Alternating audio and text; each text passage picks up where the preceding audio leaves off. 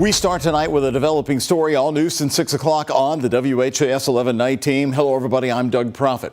The driver of a JCPS school bus is telling me tonight she has resigned and is deeply sorry after a 12-year-old boy was badly beaten on her bus. Lillian Dixon is giving her side of the story. Now, this is the video of that fight we showed you on a bus from Cameron Middle School. It happened last Friday. 12-year-old Keani Davis was badly bruised, beaten in the face, but he was able to attend this birthday party held for him by community activists that we covered earlier this week. Now, 38-year-old Lillian Dixon tells me she's been driving for JCPS 2 years. They pulled her off the road, saying she should have pulled over and alerted police. She went live on Facebook today and gave her apology. I am sorry that I didn't work hard enough, if that's what you think. From what you've seen, I honestly do not put you at fault of being angry. Yeah, I try to say that I didn't care, I just kept driving. I was in traffic. I was looking for somewhere to pull over so I could check on your baby, so I can get your baby back to school to be safe. Lillian Dixon right there told me on the phone just 1 hour ago, quote, "I wish I could have done better." She added that she was 5 minutes away from the school and was trying to get there. She says JCPS gave her the option to be fired or resigned, and she tells me she resigned. Keani's mother, Whitney Davis, told WHAS11 News she pulled her son out of JCPS and she is currently looking at a possible lawsuit. Also right here tonight on the night team, a young man, possibly a teenager, shot and killed outside a liquor store along busy Dixie Highway right in broad daylight. WHAS11's Travis Breeze and photojournalist Aspen Hester were on the scene for hours in the Algonquin neighborhood, and they are live right now. Travis, you saw stunned family members showing up at that location. Doug, homicides are up in Louisville this year compared to this time last year, and today's killing was an example of a shooting in broad daylight where police have no suspects as of this hour. Talking to the people in the Algonquin neighborhood, they say they want a holistic approach to stopping this violence.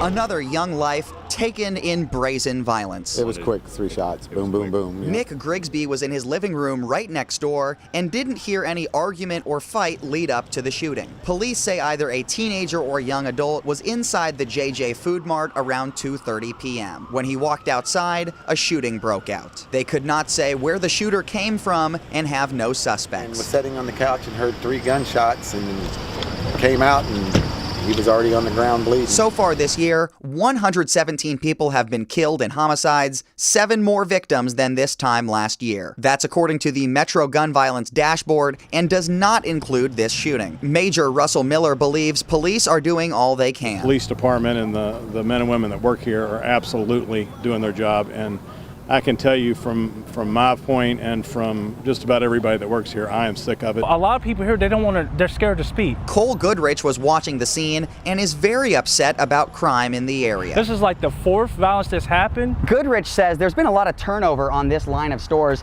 This convenience store has only been open for about a month.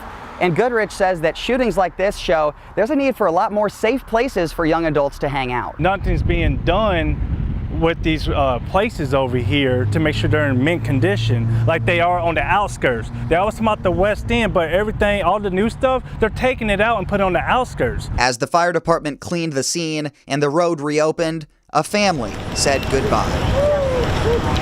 You know something, you gotta say something. We're having far too many violent acts here in Louisville. At least 24 people surrounded the grieving family, including 2 police chaplains.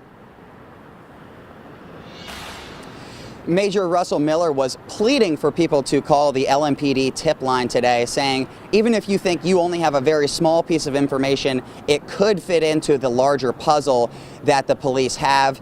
That number, of course, is 502-574-LMPD. You can stay anonymous.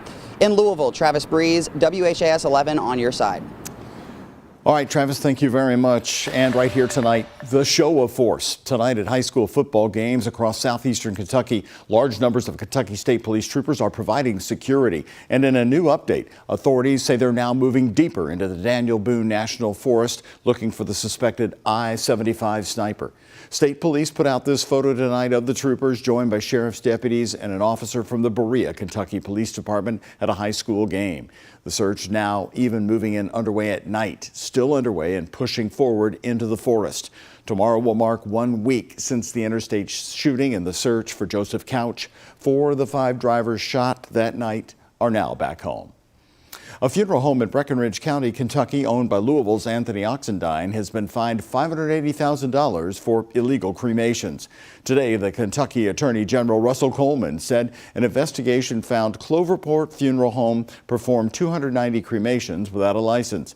Coleman says his office still has litigation against Anthony Oxendine, who is also connected to the Spring Valley Funeral Home in New Albany, Indiana. It was shut down last month due to violations. Brand new on the night team, a drug shuttling operation between Louisville and Madison, Indiana has been derailed tonight. More than 24 people are in jail. WHAS11 night team's Alexandra Goldberg has more from the Madison mayor and the message it sends to his town. Probably been one of the largest drug busts with the most coordinated effort. Shock, but relief. That's what Madison, Indiana Mayor Bob Courtney said about the emotions flowing through his historic town after a months-long drug investigation ended up sending 25 people to jail. Yesterday was a big win for our community. It really should slow the flow, so to speak, of drug activity in our community for a while. Police say the investigation, called Operation Iceberg, began 8 months ago when authorities learned Christopher Dorton was a major meth supplier in Jefferson County, Indiana. We're after kind of the larger scale dealers. Dorton was even linked to sales in Louisville. Police say Dorton traveled to Louisville at least 65 times to get meth and cocaine from Darren Richardson.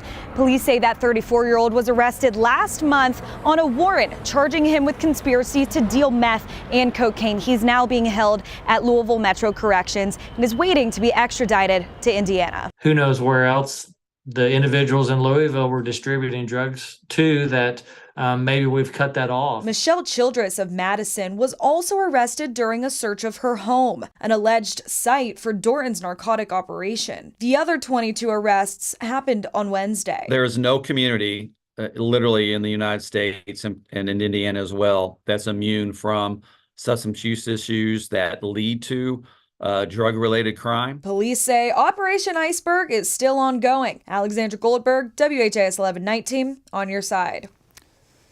And authorities say they seized significant amounts of meth and cocaine from Jefferson County, Indiana during this investigation. And they haven't stopped yet, saying more people are involved in this drug ring.